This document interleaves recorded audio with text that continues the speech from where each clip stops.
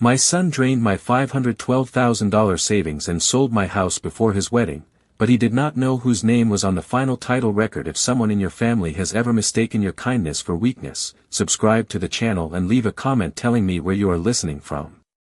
Because my story began with an empty retirement account. But it ended with a groom who never finished reading his vows, a house that could not be transferred, a bride who discovered she was only a front, and 3 people being removed from a resort in front of more than 200 guests. My name is Margaret Ellis. I am 69 years old. And on the morning before my only son's wedding, he called to tell me that he had taken all $512,000 of my money, sold the house I was living in, and reserved a place for me in a senior care facility. He believed I had less than 24 hours to react. He believed age had made me slow, easy to panic, and no longer capable of understanding complicated legal documents. What Daniel did not know was that I had spent nearly 30 years as an investigative auditor for the state of Maryland. I had traced money hidden under the names of shell companies. I had uncovered forged contracts designed to steal elderly people's homes. And I had learned one thing a very long time ago: fraudsters usually do not fail because they lack intelligence. They fail because they are too certain that their victims are not intelligent enough to fight back. Part 1. The vanished account. That morning, Annapolis lay beneath a thin veil of fog. September sunlight had just begun to slip through the kitchen curtains, falling across the walnut table my husband, Thomas, had built during our first year in this house. I sat in front of an untouched cup of coffee. My tablet rested on the table. The banking application displayed a balance of $0. I thought I had opened the wrong account. I logged out. Then I logged in again. The balance was still 0. I checked the transaction history. At 3:42 the previous afternoon, a wire transfer of $512,000 had been sent to an account called Blake Ellis Wedding Holdings. The person listed as approving the transaction was Daniel Thomas Ellis, attorney in fact. My son. I did not drop the tablet. I did not scream. I did not immediately call the bank. I simply stared at that number for several seconds and felt a chill spread from my chest down into both hands. The $512,000 was not spare money. It came from our retirement fund, Thomas's life insurance, and the sale of his marine repair shop after he died. Thomas had not been a wealthy man. He had worked as a marine mechanic at the Annapolis harbor for more than 40 years. His hands were always marked with small cuts and carried the smell of machine oil that never seemed to wash away completely. But Thomas believed in one simple thing. He said that a young person who knew how to repair an engine, weld metal, or read a blueprint would always have a chance to rebuild a life. During the final 10 years of his life, he gave free instruction to young people who had recently aged out of foster care. Some had no families. Some had slept in cars. Some had never heard an adult tell them that they were capable of building a future. Before pancreatic cancer took him, Thomas and I purchased a right of first refusal on an old warehouse near the docks. We intended to renovate it into a vocational training center. Its name would be the Thomas Ellis Marine and Trade Academy. The $512,000 was the money needed to complete the warehouse purchase, install equipment, and fund the first 2 classes. My phone vibrated. Daniel's name appeared on the screen. I activated the recording function before answering. "Have you looked at the account?" he asked. There was no greeting. No question about whether I had eaten breakfast. Only a cold question, as though he were confirming an order. "I have." "Good. I do not have much time. The production crew is setting up the stage, and Madison is losing her mind because the flowers arrived late." "Where did you send the money?" "To the wedding payment account. That money was left by your father for the academy." "Dad is dead, Mom." Daniel's voice was filled with irritation. "I do not want to argue about a project no one except you still cares about. Tomorrow is the most important day of my life. Madison and I need to finish paying for the resort, the decorations, the orchestra, the photography, and the new condominium. You took more than $500,000 to pay for a wedding. It is not just a wedding. It is the beginning of my new position in life. What about your father's wishes? Dad always dreamed about things that were not realistic.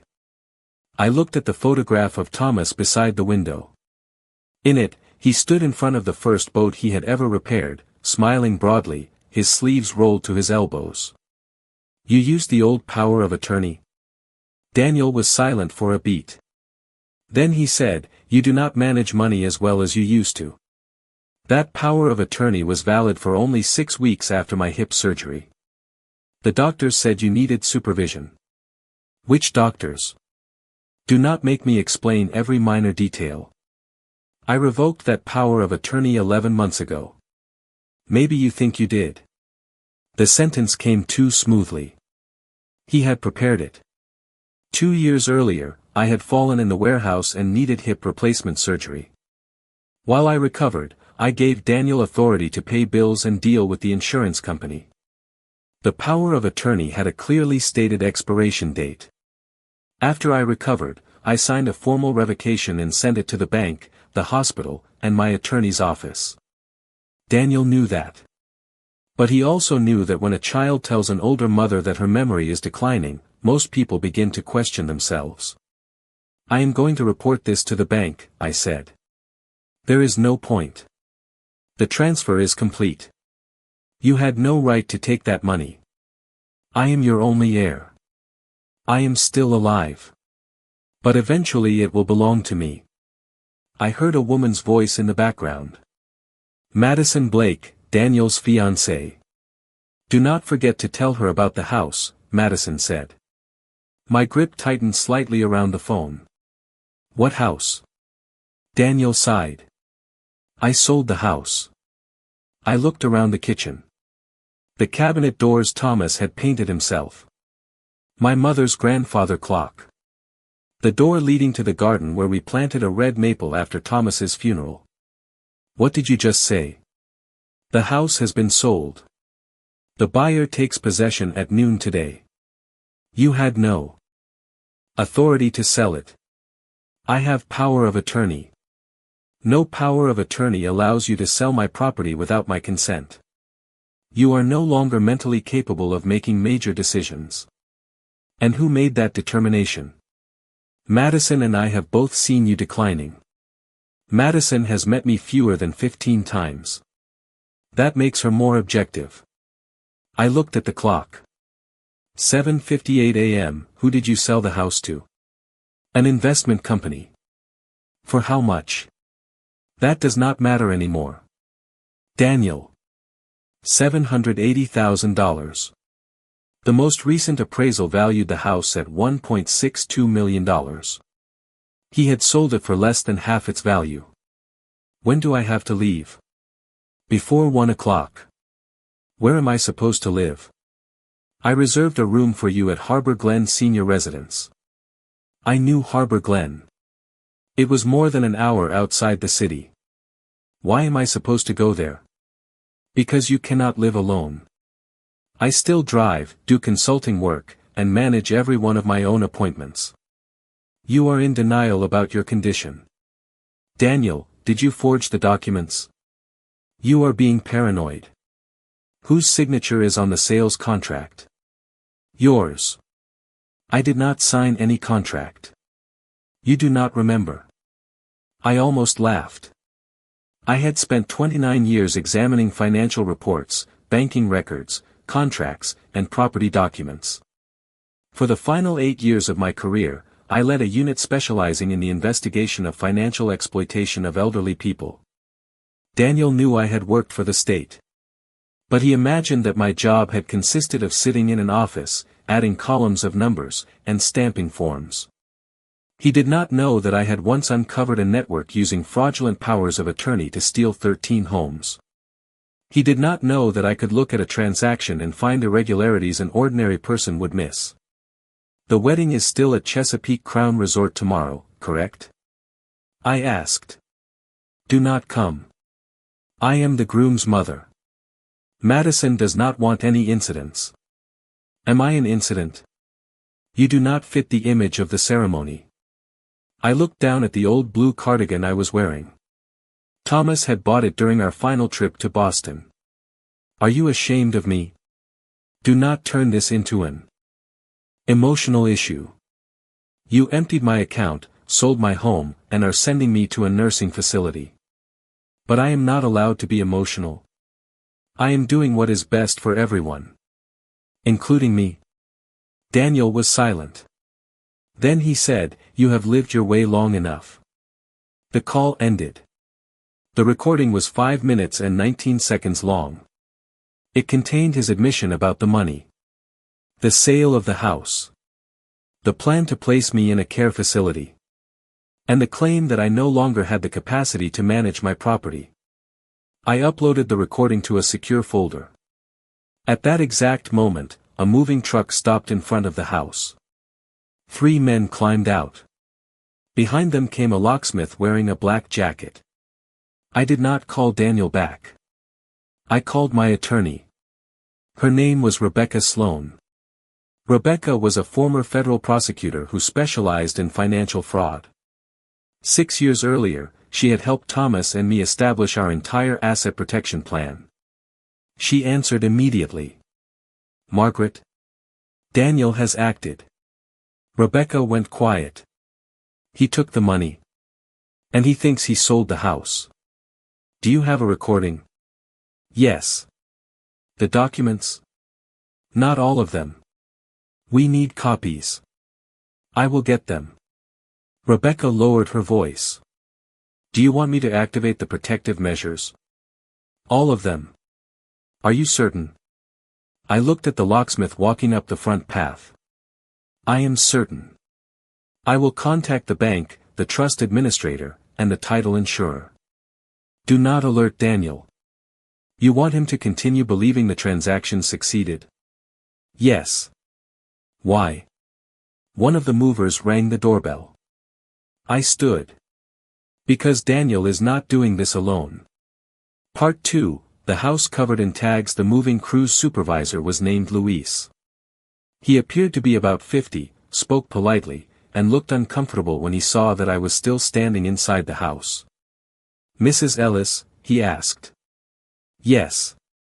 We were hired to clear the property before the buyer's final inspection."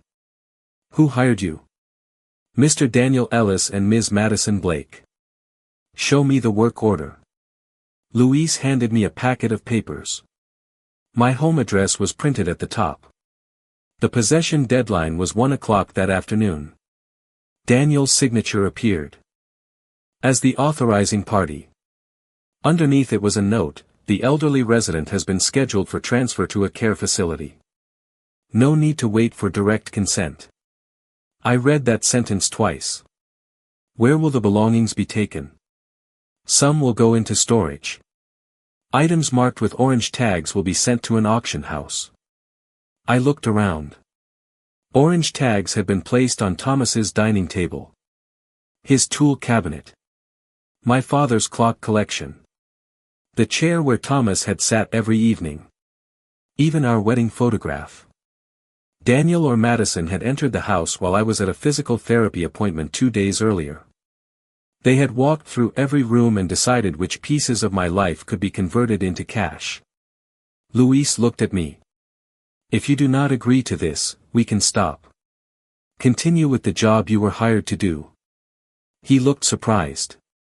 "You are not calling the police?" "I will deal with the people who hired you." I glanced at the small camera above the hallway. Its power cord had been unplugged. But Daniel did not know that Thomas had installed a battery-powered backup recorder inside the electrical cabinet. "Please be careful with the table," I said. "My husband built it." Luis nodded. As the crew began dismantling the furniture, I entered Thomas's study. The desk drawer had been forced open. A brown file folder was missing.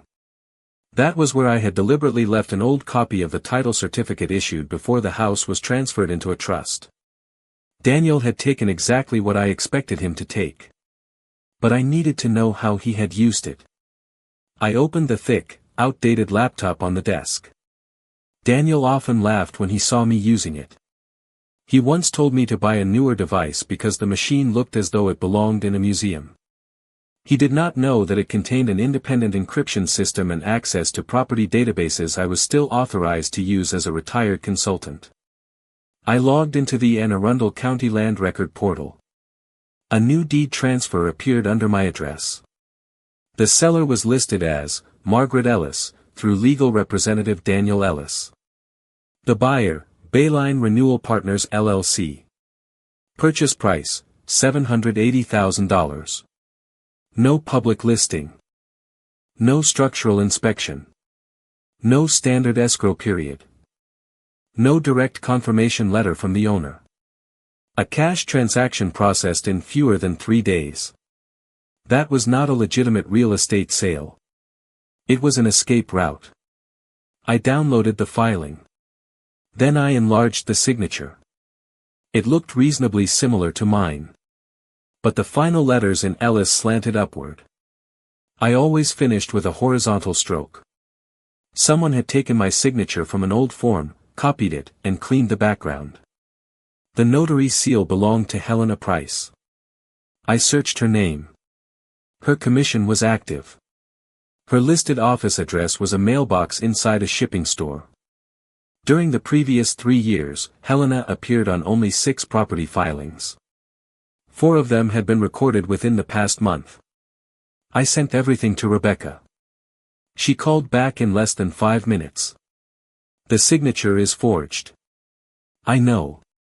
The attached power of attorney was altered as well. The page containing the time limitation was replaced. What about the bank? The $512,000 transfer is awaiting final settlement. I leaned back in the chair. 6 years earlier, Rebecca and Thomas had persuaded me to add an independent verification requirement for any transaction exceeding $90,000. The online banking interface could still display the money as having left the account. But when a transfer was initiated by someone acting under power of attorney, or when the money was being sent to a newly added account, the funds were held for 72 hours. A trust supervisor had to verify the transaction through a direct telephone call. Daniel did not know that. He had seen only a notice saying the transfer was successful. The money is still safe? I asked. It is in a suspense account. I have reported the fraud. And the house? The title insurer has not completed its examination. They will discover the trust soon. I need to know who is behind Bayline. My team is working on it. I watched the movers carry Thomas's tool cabinet through the front door. There is a pre-wedding dinner tonight.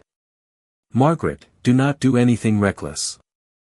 Daniel will have the power of attorney with him. What are you planning? I am going to. Let him hand me the evidence himself. And what happens if Madison or someone else causes trouble? I looked at my reflection in the window. A woman nearing 70, wearing an old cardigan, standing inside a home that was being emptied around her. I will play the mother they want to see. What kind of mother? Old, frightened, and no longer able to understand what is happening. Part 3, the $60 envelope. The rehearsal dinner was held at Chesapeake Crown Resort. The resort stood on the edge of the bay, with broad lawns, a private pier, and a ballroom overlooking the water. I arrived in a rented car. I wore an old dark blue dress and a cream-colored coat. I wore no jewelry except my wedding ring. I put on no makeup. I wanted Daniel to see exactly the woman he had described to everyone. A frail mother. Confused. Penniless. Homeless. With nowhere left to go. Inside the banquet room were white floral arrangements nearly as tall as a person, crystal candles, and tables covered in silver silk. A large sign stood near the entrance, Daniel and Madison building a future through trust. Daniel was speaking with a group of young investors. He wore an expensive gray suit and smiled as though he owned the entire room. When he saw me, the smile vanished. He hurried toward me. What are you doing here? I need to speak with you. I told you not to come. The movers have taken almost everything. Daniel glanced around. Lower your voice. I am speaking very quietly. You wore that to a formal dinner. Your father bought me this dress. That is exactly the problem. You refuse to let go of the past. He took me by the elbow and led me into a private reading room. Madison followed. She wore a champagne-colored silk dress, her hair pinned neatly up, and the diamond earrings Daniel had said were a wedding gift. You should not be here, Madison said. The guests are partners, clients, and influential people. We cannot have a scene. Am I a scene? You are unstable. My account is empty. Daniel closed the door. I already explained. The house is worth more than $1.6 million, and it was sold for $780,000. His eyes shifted. How do you know the price? I checked the records. Madison looked at Daniel. I told you to lock her out of the system. I pretended not to hear. I want to see the power of attorney. Daniel folded his arms. For what? Maybe I truly remembered it incorrectly. If you show it to me, I will stop causing trouble. I lowered my shoulders. Let my voice tremble slightly. Bowed my head as though ashamed of myself. The change in Daniel's face was immediate. He believed I had surrendered. Madison opened her handbag and removed a packet of papers. Show her, she said. There is nothing she can do anyway. Daniel handed the packet to me. The first page was the power of attorney I had signed before surgery. But the paragraph limiting its validity to 6 weeks was gone. In its place was a new provision: the agent's authority shall continue until the agent certifies that the principal has fully recovered her cognitive and financial capacity. It was an absurd clause. An agent could not decide for himself how long his own authority continued. Helena Price's name appeared in the notarization section. The seal matched the one on the house sale documents. May I keep a copy? I asked. Daniel laughed. What are you going to do with it? Give it to the people at Harbor Glen. They may need to see it. Madison removed a copy from the file and handed it to me. Here. Now you can leave. Where am I supposed to sleep tonight? Harbor Glen will admit you Monday morning, Daniel said. Today is Friday. Madison sighed as though my existence were an inconvenience. Daniel reached into his jacket and removed a small envelope. He placed it in my hand. Inside was a gift card for a budget motel chain and a slip of paper containing a ride booking code. $60 altogether, he said. Enough to get a room tonight if you reserve it online. I looked at the envelope. My son had taken $512,000. Tried to sell my home. Sent my belongings to storage and auction. Then given me $60 to disappear. Thank you, I said. Daniel exhaled with relief. He placed a hand on my shoulder. After the honeymoon, I will come see you. Once everything settles down, you will understand that this was for the best. I am not allowed to attend the wedding tomorrow. Madison answered for him. We want the photographs to have positive energy. And I do not bring that energy. Daniel lowered his voice. You oppose every choice I make. You cannot suddenly appear and pretend to be a devoted mother. I placed the power of attorney copy in my bag. Then I placed the $60 envelope beside it. I left the room. I walked past guests raising glasses to celebrate love and loyalty. No one stopped me. No one asked why the groom's mother was leaving the dinner alone. When the large doors closed behind me, I straightened my back. The phone inside my bag had continued recording. Every word spoken in that room had been preserved. I photographed the power of attorney and sent the images to Rebecca. Then I looked at the envelope. Daniel believed it was the price of my silence. The next day, he would see that envelope again. Part 4, the company with no employees. Rebecca was waiting for me at her office close to midnight. 3 stacks of bank records, corporate registrations, and real estate documents covered her desk. Bayline Renewal Partners was formed 11 days ago, she said. It has no employees, no operating history, and no office. Who paid the formation fee? A woman named Tessa Vaughn. I had never heard the name. Rebecca opened a profile on the screen. Tessa was 31. She described herself as a branding specialist, a lifestyle investment consultant, and a travel content creator. Her social media pages were filled with luxury cars, expensive restaurants, and tropical resorts. I scrolled down. Daniel appeared in one photograph. The two of them stood on a hotel balcony in Miami. Daniel's arm was around Tessa's waist. The picture had been posted 4 months earlier. That day, Daniel had told me he was traveling with Madison to meet a wedding designer. I continued scrolling. Daniel and Tessa at a restaurant in New York. Daniel sitting beside her on a yacht. Tessa kissing his cheek in a video filmed in the Bahamas. The caption read, "Someday, we will not have to hide." Tessa is more than a business partner, I said. Rebecca nodded. That is what we believe.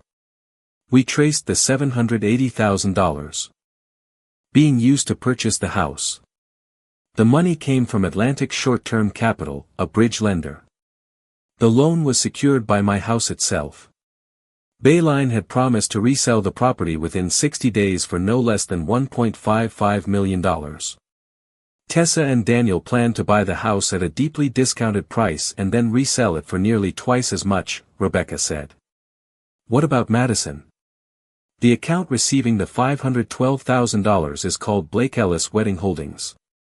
Madison is the primary account holder. Daniel has full access.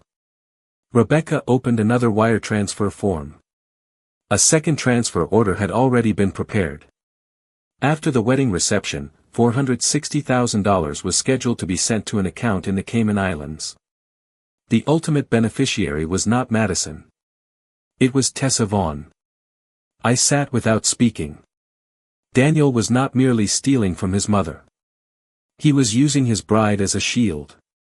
Madison believed the money was paying for the wedding and the down payment on their new condominium. But after the ceremony, Daniel intended to transfer the remaining funds overseas. Every important document was connected to an account bearing Madison's name. If the scheme was discovered, she would be the first person investigators examined. Are there airline tickets? I asked. Rebecca had found them. Daniel and Tessa were booked on a flight from Baltimore to Grand Cayman at 11:20 p.m. on the night of the wedding. Madison had no ticket. The two had also leased a long-term apartment under false names. I looked at the photograph of my son smiling beside Tessa.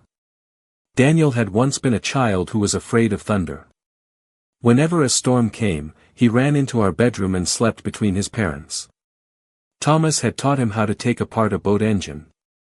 I had once driven 3 hours in the middle of the night to bring him home when his first car broke down. I did not know exactly when Daniel began to believe that love should be measured by how often other people rescued him from consequences. Thomas and I had paid off his credit card debt twice. We had given him money to launch a marketing company that failed. We had paid his rent when he was unemployed. Every time consequences approached, we placed a cushion underneath him so that he would not have to fall. We called it helping.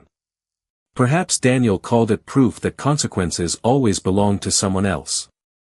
We need to prove Daniel knew the signature was forged, Rebecca said. I have the phone call and the altered power of attorney. That is enough to freeze the transactions. But to prove the conspiracy with Tessa, we need to connect them directly. I remembered the backup system in the house. Daniel had unplugged the camera. But the battery-powered recording unit had continued storing data. I logged in. Then I opened the recording from Wednesday night. At 10:14 p.m., Daniel entered the living room with Tessa. They did not know the house was still listening. Part 5, the confession on his father's table. Daniel opened Thomas's liquor cabinet. He took out the bottle of bourbon we had saved for our 40th wedding anniversary but had never lived long enough to open together. Tessa sat on the wooden table Thomas had built himself. "Did Madison sign?" she asked. "Yes. The transfer authorization. She thinks it is a confirmation of wedding expenses. And the power of attorney? Helena finished altering it. My mother will never notice. She used to be an auditor. She is almost 70. She has been slower since the surgery." I looked at Rebecca. She said nothing. On the screen, Daniel poured 2 glasses of bourbon. "Has the $512,000 transferred?" Tessa asked. "The application says it was successful." "And the house?" "Bayline is buying it for $780,000. As soon as the title insurance clears, we resell it. We will make at least $700,000. Plus whatever remains after the wedding." Tessa raised her glass. "You are really still going to marry Madison?" "For a few hours. And then? After the fireworks, I will tell her I have to drive an investor back to his hotel. Madison will stay with her family. I will change clothes and meet you at the airport. What will she do when she wakes up? Call the police. She can point directly at you." Daniel laughed. "The account is in her name. Her signature is on the first transfer. The event company contracted with her."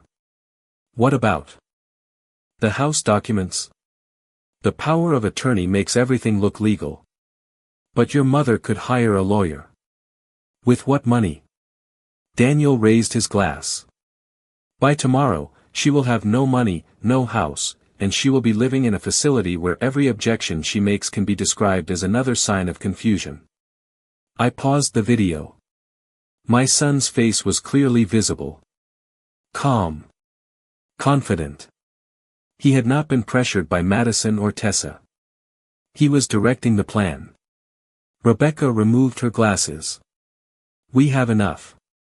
I want to hear the rest." The video continued. Tessa asked whether the house might be held in a trust. Daniel laughed. "If it were, I would know. I am her only child. 6 years earlier, Thomas and I had transferred the house into the Ellis Stewardship Trust. I retained a lifetime right of residence. But the legal owner was the independent trust.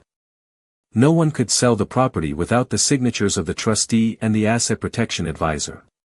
The file Daniel had taken from the desk contained only an outdated title certificate from before ownership was transferred. It had no legal value.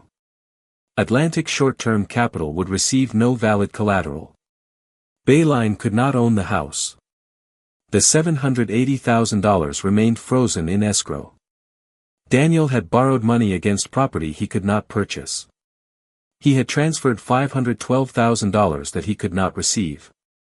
And Madison had unknowingly signed a series of documents that could make her the primary suspect.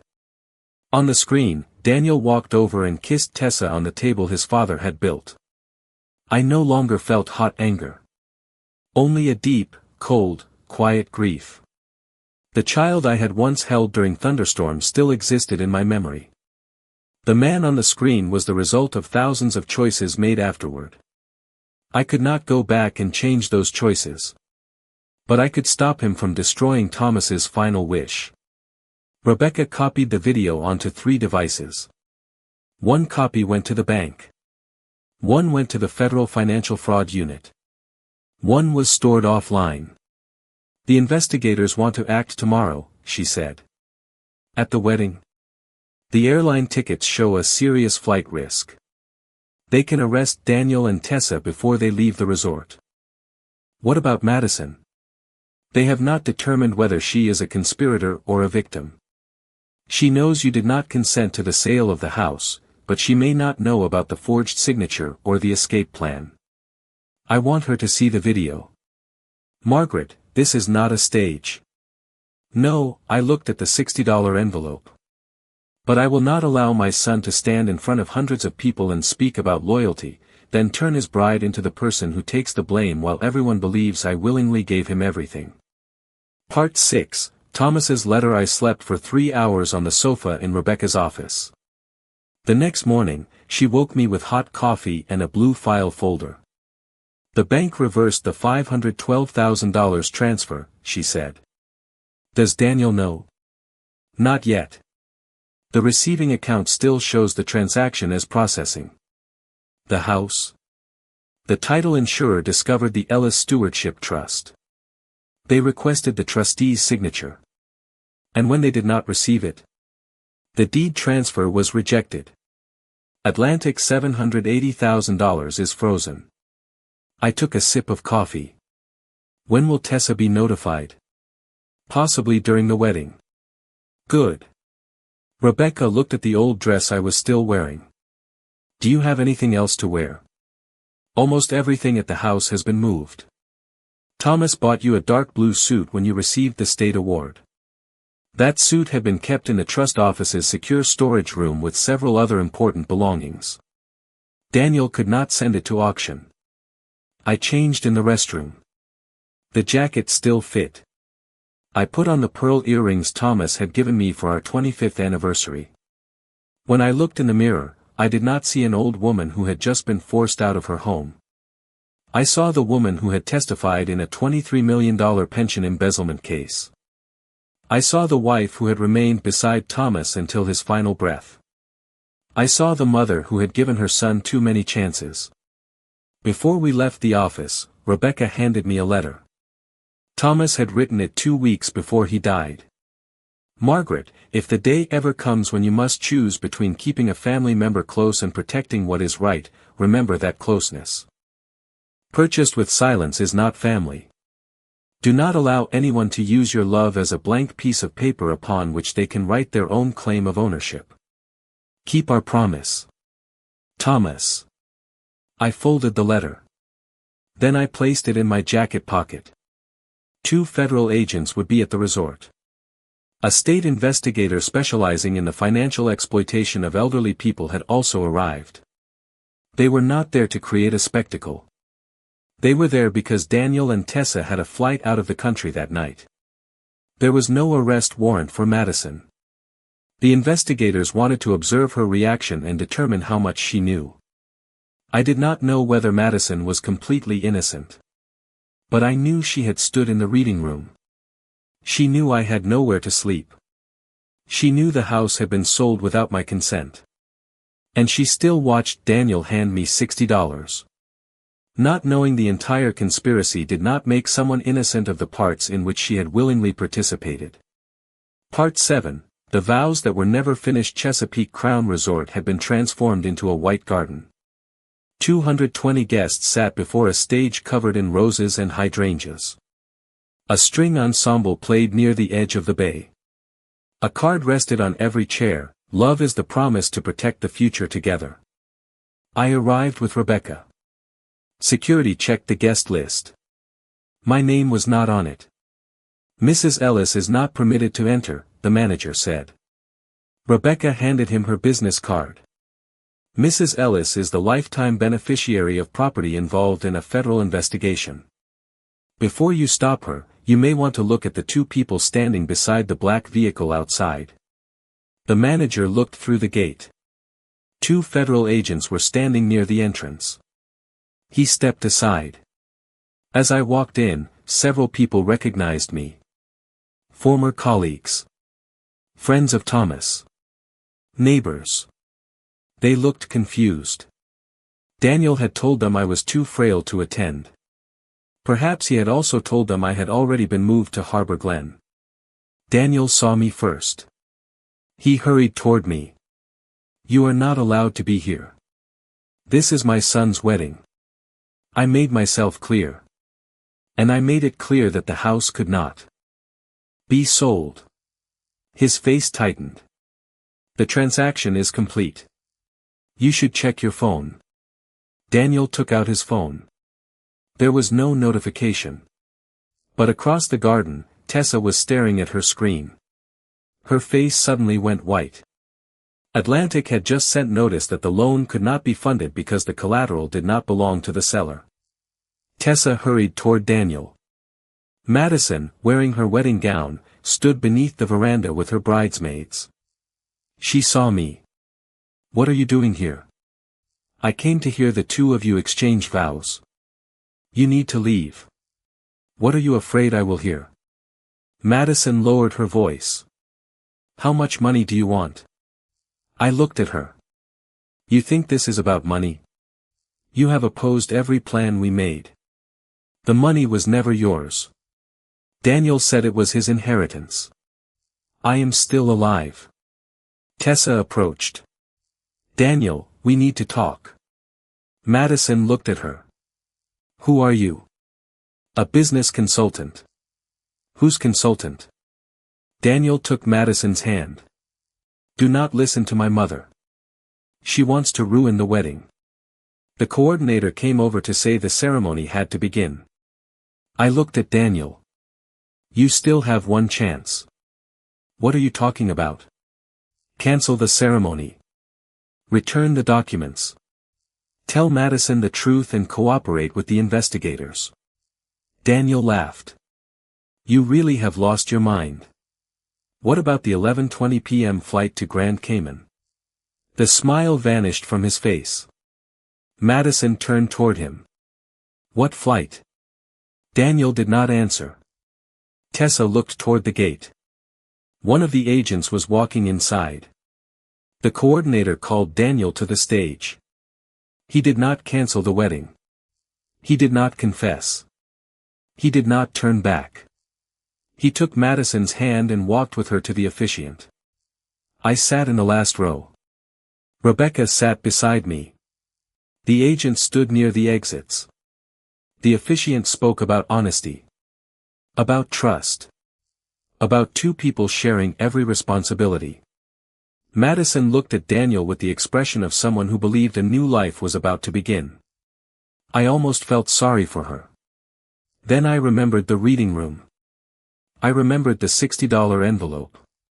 Madison read her vows first. She promised to stand beside Daniel in success and hardship. She promised to trust him. She promised to build a home founded on honesty. Then it was Daniel's turn. He held her hands. "Madison, today I choose you," I stood. "No, Daniel." Every person turned around. "You are choosing Madison only until you reach the airport at 11:20 tonight." A wave of whispers moved through the rows. Daniel released Madison's hands. "Get her out of here." Two security employees moved toward me. One of the federal agents raised his badge. "No one leaves this area." The garden fell silent. I walked to the audiovisual control table. At the investigator's request, Rebecca had already given the storage device to the technician. The large screen behind the stage came to life. My living room appeared. Daniel and Tessa were drinking bourbon. Tessa's voice came through the speakers, "You are really still going to marry Madison?" Daniel answered, "For a few hours." Madison stared at the screen. All the color left her face. The video continued. "After the fireworks, I will meet you at the airport." "What about Madison?" "The account is in her name. If anything goes wrong, the police will look at her first." Guests began rising from their seats. Some took out their phones and started recording. Madison stepped away from Daniel. "You used my name." Daniel rushed toward the control table. An agent blocked him. "That video is fake." Daniel shouted. The screen showed him kissing Tessa on the table Thomas had built. Madison turned toward Tessa. "You are sleeping with the man I was about to marry." Tessa backed away. "He told me the two of you were getting married only for appearances." "Daniel?" "Madison, let me explain. You plan to leave tonight?" Daniel did not answer. I took the microphone. "My son used an expired and altered power of attorney to transfer $512,000 out of my account." I looked at the guests. That money was intended to open a vocational training center for young people without family support. Daniel shouted, "That was my inheritance. I am still alive." No one spoke. I continued. He also tried to sell a house worth more than $1.6 million for $780,000. Tessa looked at her phone. I turned toward her. Bayline renewal. Partners does not own the house. The deed was filed, Tessa said. Filing a document does not make it lawful. Rebecca handed me the file. The house has belonged to the Ellis Stewardship Trust for 6 years. I have the lifetime right to live there, but the trust is the legal owner. Without the trustee's signature, no one can sell it. Tessa shook her head. That is impossible. The title insurer rejected the transfer. Atlantic $780,000 is frozen. Her phone vibrated. I looked at Daniel. The $512,000 has also been restored. The transfer never reached final settlement. He stared at me. But the money left the account. You saw only a pending request. You did not know what safeguards your father and I had established. You set us up. Tessa shouted. I did not ask you to create a shell company. You deliberately left the old title papers in the drawer. I did not ask Daniel to steal them. You knew we would use them. I knew that someone might one day try to exploit my age. I protected my assets. What you did was your own choice. 2 federal agents stepped onto the stage. One read Daniel Ellis's name. The other moved toward Tessa Vaughn. Tessa turned and ran. She charged through the rows of chairs and knocked over a large floral arrangement. Before she had gone 10 yards, another agent intercepted her and restrained her on the lawn. Daniel stood motionless. You cannot arrest me. I never received the money. The agent replied, a criminal conspiracy does not have to succeed in order to be a crime. Madison looked at Daniel. Did you ever love me? He turned toward her. Madison, just answer me. Daniel said nothing. She removed the wedding ring that had never been exchanged. Then she placed it on the table. 2 agents handcuffed Daniel. For the first time that day, he looked at me like the child who had once been afraid of thunder. Mom. I walked closer. You have to tell them this was a misunderstanding. Did you use the altered power of attorney? He was silent. Did you know I had not signed the sales contract? You would never give me anything. That is not an answer. I am your son. That does not give you ownership of my life. You are going to let them take me away. I did not bring you here. Daniel began to cry. I only wanted a better life. You had many opportunities to build one for yourself. I did not want to live like Dad. The sentence did not hurt me in the way he intended. Your father worked with his hands, kept his promises, and was respected by everyone who knew him, I said. You would be fortunate to live as he did one day. Daniel looked at me. Mom, please. I opened my bag. I removed the $60 envelope. Then I placed it on the flower-covered table beside the ring Madison had taken off. You said this was enough money for me to find a cheap room. I looked at the stage, the enormous screen, and the silent guests. It appears you will not need the honeymoon suite tonight either. I turned away. Behind me, the agents escorted Daniel and Tessa out of the garden. There were no vows. No kiss. No applause. Only the truth standing in the middle of a wedding built with property that had never belonged to the groom. Part 8, Consequences that could not be transferred to someone else. 7 months later, I returned to my home. Most of the belongings were recovered from storage before they could be auctioned. Thomas's table returned to the dining room. His tool cabinet was placed back in the workshop. Our wedding photograph was rehung above the fireplace. I did not replace the old locks. I installed an entirely new security system. Not because I feared Daniel would return, but because I understood that peace could not be protected by trust alone. The full $512,000 was restored. The house transaction was cancelled. Atlantic recovered its money from escrow and turned its entire file over to prosecutors. Tessa was charged with conspiracy to commit financial fraud, making false statements in a loan application, and attempting to transfer assets overseas. Helena Price, the notary who certified the fraudulent documents, admitted that Daniel and Tessa had paid her to verify my signature even though I had not been present. Her commission was revoked. She cooperated in exchange for a reduced sentence. Madison was not completely innocent. She knew I had not agreed to sell the house. She knew Daniel was relying on an old power of attorney. She knew the money had been taken without my permission. But she did not know that my signature had been forged, and she did not know Daniel intended to flee with Tessa. Madison agreed to cooperate with investigators. She received probation for helping provide false information in the transaction and was ordered to repay part of the investigative costs. Daniel accepted a plea agreement. He was sentenced to 5 years in federal prison. The first time I visited him, he wore a blue-gray uniform and sat behind a metal table. No expensive suit. No luxury watch. No phone. No Madison. No Tessa. He looked at me for a long time.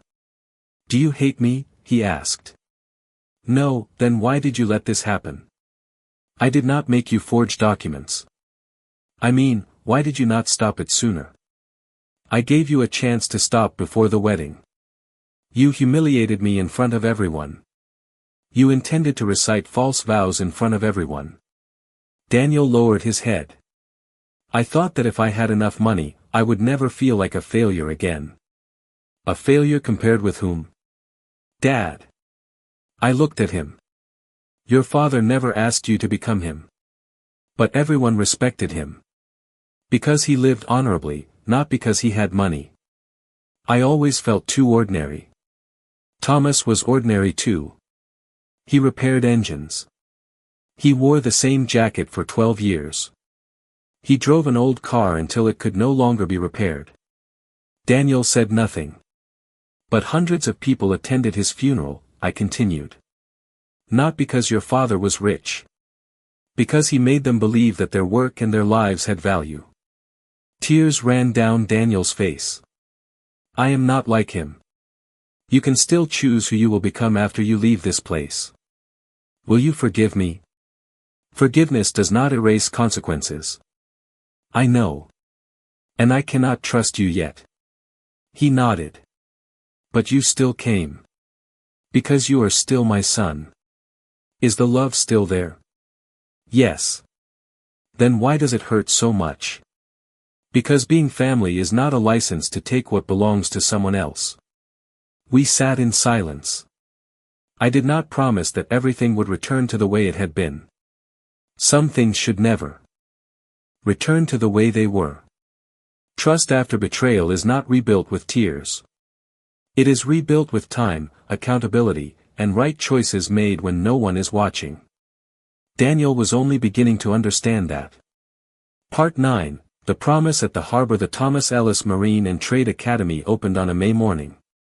The old warehouse near the harbor had been renovated. One side contained a marine engine repair area. The other held a welding shop, an industrial electrical station, and a blueprint reading classroom. At the back were a computer room, a career counseling area, and a small kitchen. 21 students enrolled in the first class. Some had recently aged out of foster care. Some had lived in temporary shelters. Some had never had an adult tell them they could build a stable future. I stood in front of the sign bearing Thomas's name. There was no stone statue. No luxurious reception room.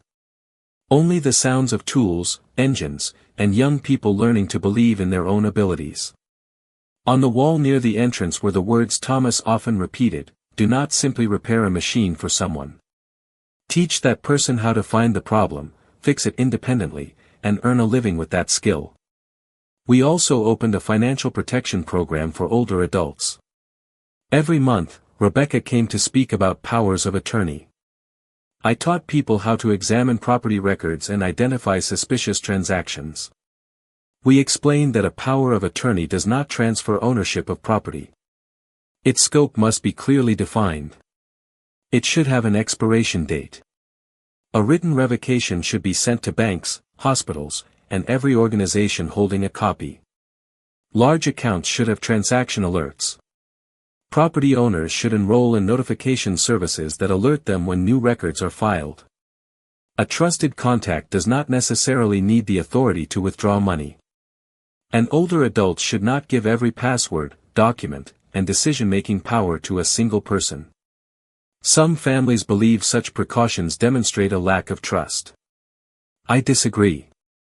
Locking your door does not mean you hate your neighbors. Wearing a seatbelt does not mean you expect an accident.